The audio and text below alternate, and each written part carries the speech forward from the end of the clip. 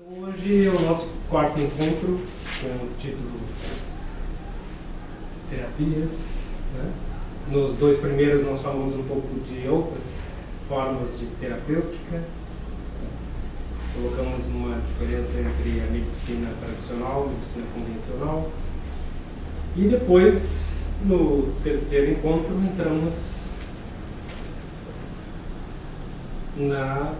especificamente na terapêutica com o Moitian, que é o início da parte 4B do Conversando sobre o Moitian. E ali demos início então àquilo que eu propus desde o início, que é nós sairmos do papel de passivos no processo para agentes, né, da nossa própria mudança e transformação. E para isso, então, analisando determinadas chaves mais profundas do processo de ajuda nesse autoconhecimento e nessa elevação. Então, em vez de simplesmente sermos leitores e esperarmos, digamos assim, que a energia faça a sua parte, a proposta agora é que nós consigamos nos analisar, né? Vermos o nosso reflexo no espelho e, a partir dali, trabalharmos de uma maneira inteligente sobre isso que a gente vai vendo, né? Daquilo que vai refletindo. E para isso, então, eu propus o estudo dessa parte 4B, onde seria um resumo de uma coisa que poderia ser chamada de um tratado do terapeuta de Moitian. Nas primeiras ali a gente viu um pouco do cuidado com o ambiente, do cuidado com a pessoa, né? Que a pessoa aí no caso seria tu mesmo. E hoje nós vamos um pouco adiante analisar alguns casos, né? Só que antes disso eu queria colocar um parênteses sobre... Eu coloquei um PDF com esse título, né, da terapias e terapêutica. Agora eu confundi todo. Vou dar mais ou menos isso. E está com 16 páginas, né? Uhum. Lá pela página 13, eu coloquei assim, complementos para o terceiro encontro. Isso. E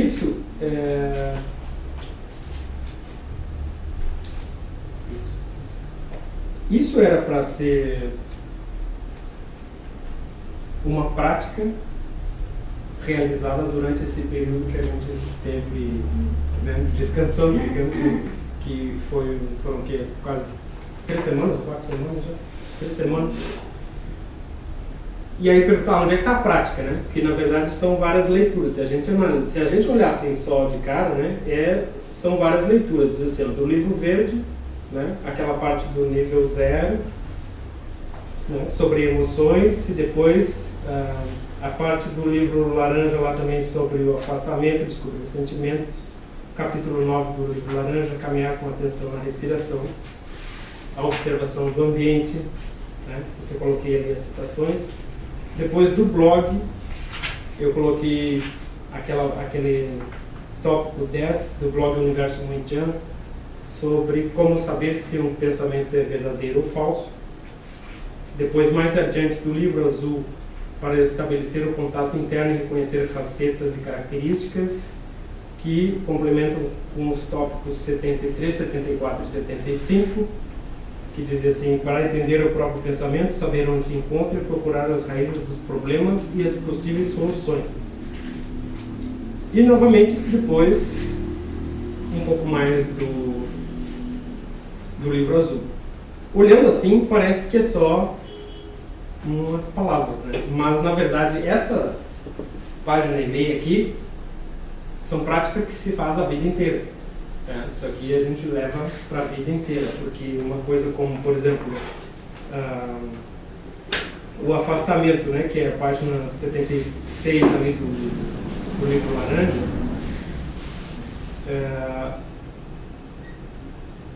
é uma prática que vai surgindo na medida que a gente veja a necessidade de praticar, né?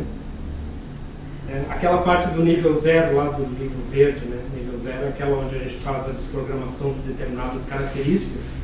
Aquilo ali também não é uma prática que se faz num dia.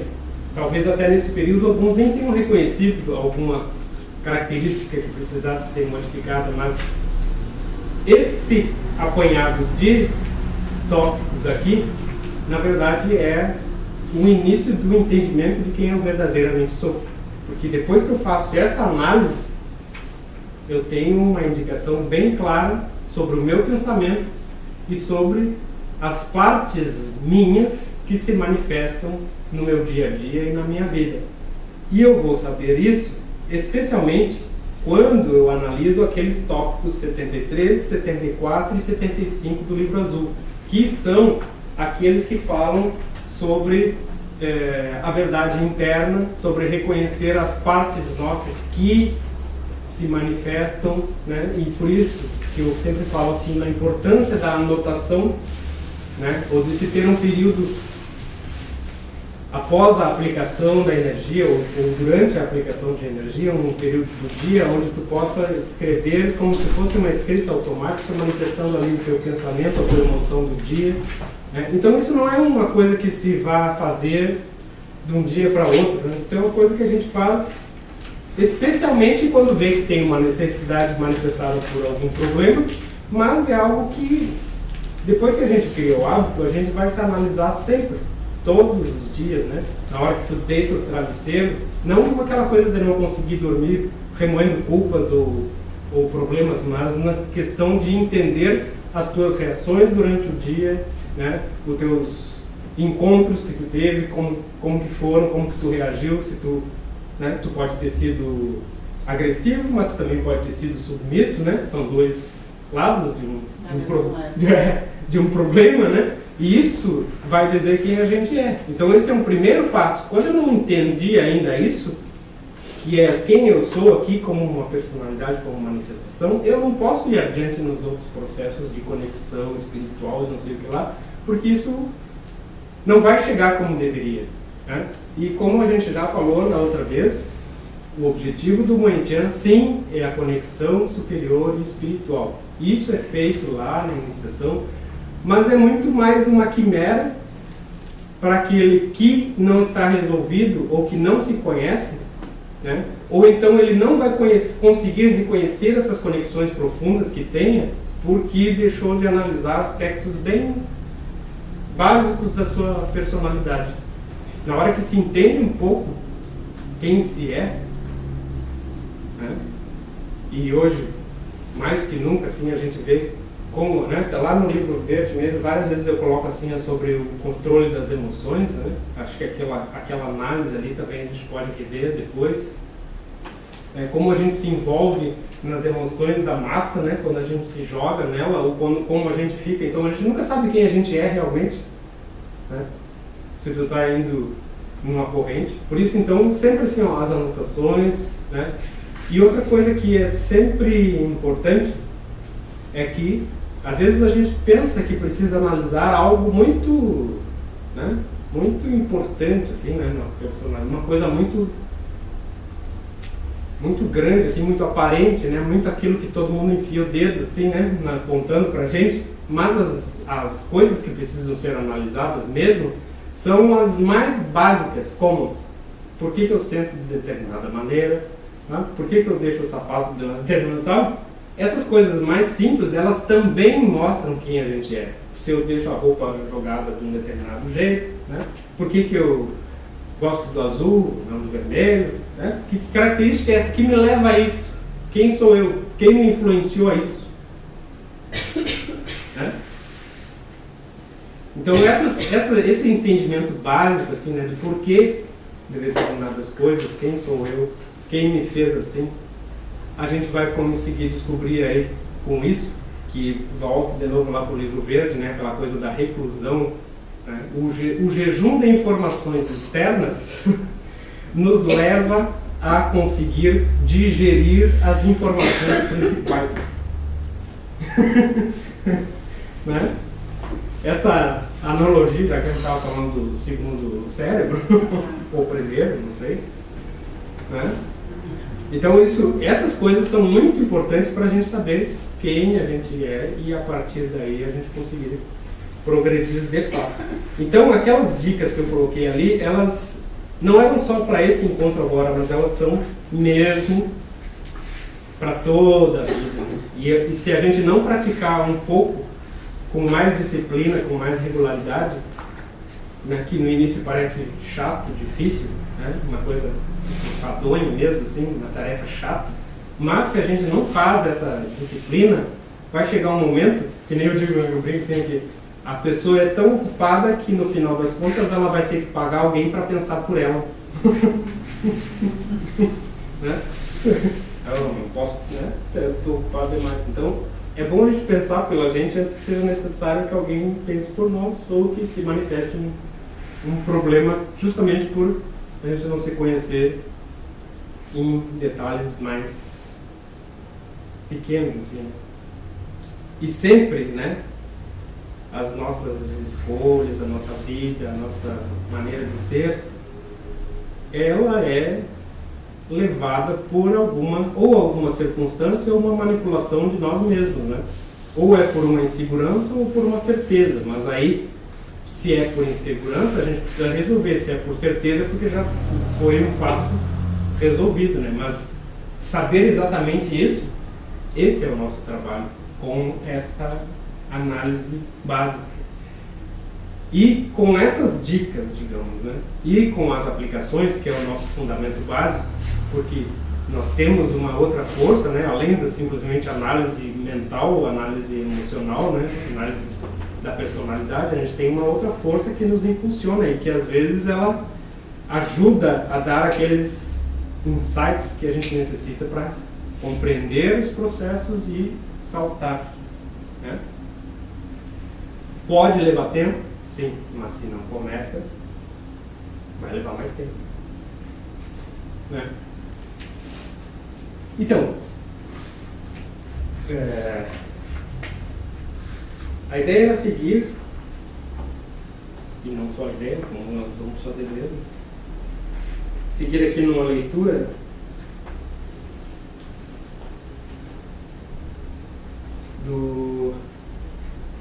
das definições para a prática terapêutica, da página 198. Nós já vimos essa parte aqui do ambiente, cuidados pessoais do terapeuta. Acho que seria interessante nós analisarmos a partir aqui da página 199, análise dos fatos e relatos. Então vamos lá, assim, ó. Na 199, 3. Análise dos fatos e relatos. Análise de como os assuntos e relatos transcorrem. Isso aqui, né, falando quando o cliente chega para o terapeuta. Dentro do consultório, os fatos que o cliente relata. Fora do consultório, como os outros veem as situações relatadas e o próprio cliente. E como o terapeuta vê cada situação e os relatos. Porque sempre é aquela história, né? De um lado está o fato e do outro o relato. Né? E geralmente a pessoa que fala de si tem aquela ideia de que ela é sempre a boa, né? Ó, chego aqui com um problema, fulano fez isso pra mim. Ponto. E aí? Eu sempre sou bonzinho. E aí? Ser ou não ser, eis a questão. E isso, tá, ele está dizendo, como é mais difícil, óbvio, quando a gente faz pra gente mesmo, né? Porque aí vai ter que pôr o espelho na frente de novo, né? Esse espelhozinho, geralmente ele diz o que a gente quer. E essa é a questão que a gente estava falando no início, de se entender, né? Porque ele fala sempre o que eu quero, né? Mas se ele fala sempre o que eu quero, por que não está bem? Por que não está bom, né? Entendeu? Esse é o termômetro. Exatamente, né? Se ele está falando que está tudo bem e eu estou acreditando, mas ainda assim eu saio dali da frente do espelho e não está legal, né? Então, o espelho. Fala alguma coisa de verdade. E esse é realmente, como tu disse, essa vai ser a nossa dica, né? para fazer uma análise mais profunda desse comportamento, né? Entender que às vezes a gente realmente não é 100% o bom da questão. A análise deve ocorrer desde o primeiro instante em que o cliente contata o terapeuta. É preciso anotar todas as sensações e intuições. O terapeuta precisa ter consciência e discernimento para saber se as intuições que surgem sobre cada caso são verdadeiras ou se são induzidas pela sua mente por associação de ideias, conceitos e leituras. E isso, obviamente, mais do que claro, está para nós também, né? Óbvio. Porque tem uma coisa que a gente faz às vezes, que a gente quando tem algum problema e vai para a internet consultar os sintomas, a gente tem tudo, né? Tudo. Não, sai dali, morto já. Isso eu vi assim quando eu estava estudando lá, que é um problema sério, porque primeiro ninguém consulta a fundo as coisas, né?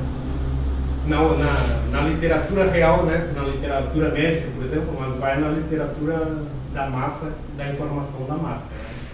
E aí os diagnósticos e os tratamentos são incrivelmente mirabolantes, assim, milagrosos, né? Mas causa isso, né? Causa realmente assim, uma confusão, a confusão do diagnóstico e a confusão do discernimento, né?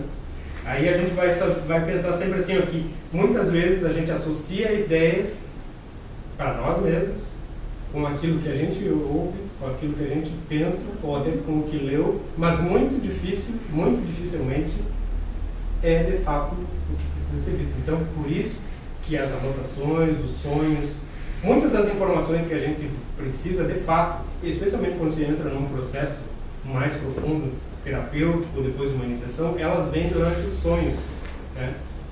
É muito comum as pessoas se assustarem com essas informações, porque elas vêm, às vezes, com imagens. Outro dia mesmo estava fazendo um tratamento com uma pessoa e ela viu uma cena assim bem estranha, medieval até, diria. E aí, se a gente não entende que o nosso inconsciente trabalha de uma maneira representativa, figurativa, como é de fato, mas se a gente não entende os processos como eles são e o que a gente está vivendo, tu pode simplesmente não dar importância para aquilo ou dar importância demais, ou associar com algo que tu esteja vivendo ou vendo, né? Ou lendo. Aí eu mostrei que lá no livro branco tinha uma cena que não era do mesmo nível, mas era semelhante, porque o livro branco, sabe, né? Tem tudo lá sobre o processo de cada um, só que tu vai se identificar só quem esteja ali ou quando eu indicar. Então tinha uma cena semelhante, que era também com cavaleiros cortando partes do corpo e tal, né? Que representava justamente o processo de corte, ruptura com uma fase e entrada em uma próxima, né? Então, às vezes essas coisas passam despercebidas. Se a gente não anota, porque se ele simplesmente está sozinho, digamos assim, aqui como a gente está falando para a gente fazer, está sozinho, mas anotou, daqui a 15 dias ou 20 dias, aquele processo de alguma maneira retorna com uma outra imagem. E essa imagem a gente pega, monta com a anterior e aí vê que realmente teve um processo que foi ultrapassado. Agora, se tu não dá importância, ou dá importância demais também, ou já quer imediatamente, vou lá na internet ver o que significa esse sonho, aí pode às vezes ser que dê certo, mas pode ser que não. Então precisa muito o discernimento mesmo, né?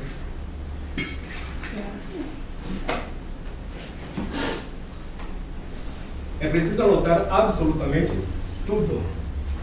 Além de produzir um profundo respeito pelo cliente, dá confiança ao próprio terapeuta, pois ele vai saber o contexto exato, como a pessoa lida com suas ideias, como desenvolve o processo terapêutico.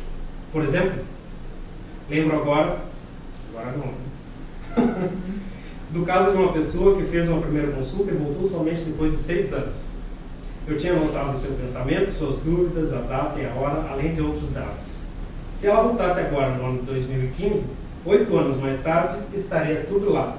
E ela segue com os mesmos processos a serem resolvidos. Nem sempre é possível, isso aqui é para anota, nem sempre é possível ajudar, especialmente se alguém quer apenas melhorar para continuar do mesmo jeito, que é 99%. Querem melhorar para continuar do mesmo jeito. O que isso quer dizer? É o que todo mundo faz, né? A maioria quer simplesmente uma energia para a harmonia, que nem eu digo assim, a harmonia não me interessa. Se vem para a harmonia, até pode ser que tudo bem, não quer mexer profundamente, não quer, né? Quer só viver melhor, tudo bem, aí é a harmonia. Agora, processo interno e descoberta ou autoconhecimento não é harmonia. Não é. É transparência, né? É turbulência mesmo. Hã? É turbulência. É, em princípio sim, né? Ou num primeiro momento, ou no princípio, né? No início. É uma turbulência, mas depois aquilo vai gerando saltos de compreensão tão grandes que aí entra naquilo que a gente estava falando no início, vai começando a entender os motivos pelos quais age, as razões por pensar de determinada maneira, as conexões que faz, as pessoas que atrai, isso é bastante importante, as pessoas que atrai, né? Ou as que se vão, né? Ou porque se vão. A organização dos dados estabelece um importante diferencial no que diz respeito ao relacionamento com o cliente. As pessoas procuram a terapia alternativa porque sabem que lá vão encontrar uma pessoa amiga. Blá, blá. Isso aqui é blá, blá para nós aqui, né?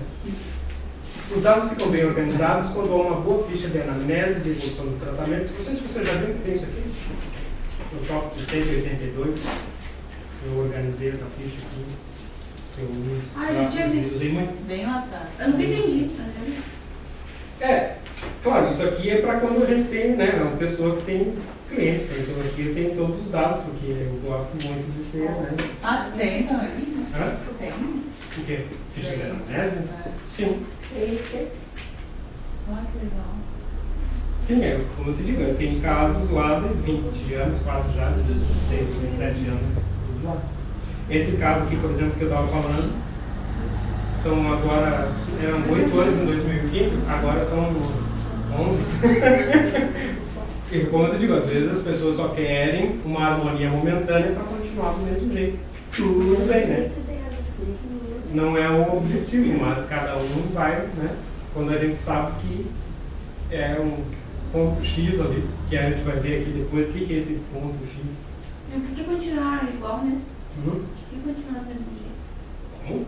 Porque a gente estava com a dúvida, o que é continuar do mesmo jeito? Tipo, com as mesmas crenças, fazendo as mesmas coisas, encontrando as mesmas pessoas? Só mais harmônico, né? É, só que Tu tá depressivo, Hipócrita, vai lá, te crava. Pra continuar depressivo, é isso, Pode né? pra tu continuar igual, fazer as mesmas coisas, pensando as mesmas sim, por coisas. exemplo, tem um relacionamento, né? Precisa que tá na cara que é o teu problema.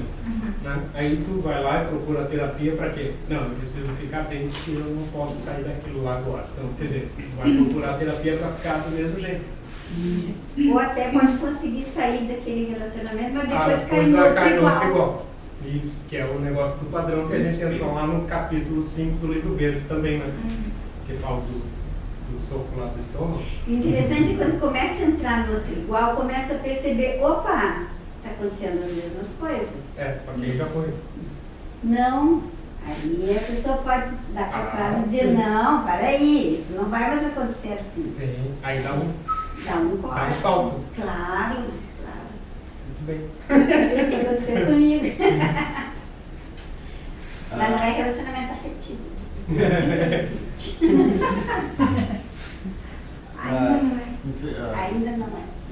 Infelizmente eu não pude participar dos outros, eu não sei se tu vai tratar isso, mas Nem quando eu, a gente trabalha muito com nós, é o nosso encontro interno, né?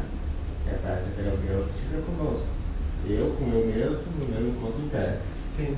Quando a gente trabalha como terapeuta, tá? Que aplica muito nas outras pessoas, o que a energia vai trabalhar nela? Tu vai tratar isso mais adiante ou é a hora? Não, a ideia que eu estou propondo aqui é inverter o papel. Enquanto eu não estou falando para tu ser terapeuta de outra pessoa, na verdade estou falando para tu ser terapeuta de ti mesmo. Tá. É o que a gente está tratando aqui. Eu não vou entrar nesse Tá, aspecto. entendi. Uma outra a gente pode até ver. Mas a pessoa, quando recebe, se é isso, só para não deixar a questão no ar, sim, ela vai sempre ser trabalhada no seu interno. Né? Só que é aquela velha história assim, ó, tu nunca vai interferir naquilo que a pessoa não quer. Nunca. Não existe possibilidade. Por mais que tu faça, que tu jogue o que for, e que tu saiba de uma coisa que poderia ser bem simples, se a pessoa não quer ou ainda não está de alguma maneira pronta por ela mesma para aquela mudança, não vai acontecer. Não vai acontecer no nível físico, emocional, não vai aparecer na personalidade. Pode, com o tempo, se aí vai a coisa processando, tipo, vai explodindo aos poucos, sabe? Mas se a pessoa não decide por si, até a gente vai ver alguns casos aqui depois. Acho que essa parte aqui, vocês chegaram a ler mais adiante, assim. Então aqui também fala assim, ó, tratamento silencioso ou com relatos. Isso aqui também é bem interessante, né? Claro que isso aqui também é para outras pessoas, que é aquilo assim, tem o aspecto do tratamento no qual a pessoa chega e fala tudo, e se abre absurdamente, assim, né? Que às vezes nem é tão importante, mas é importante no caso da análise essa que a gente anota, e aí a pessoa participa, porque aí você faz com que ela também anote, que nem sempre funciona, porque geralmente as pessoas têm dificuldade para escrever, para se analisar. E tem aquele que a pessoa chega lá e não quer falar nada, tudo bem também, né? E isso também, na parte que a gente faz a terapêutica com o Moichan, na autoaplicação,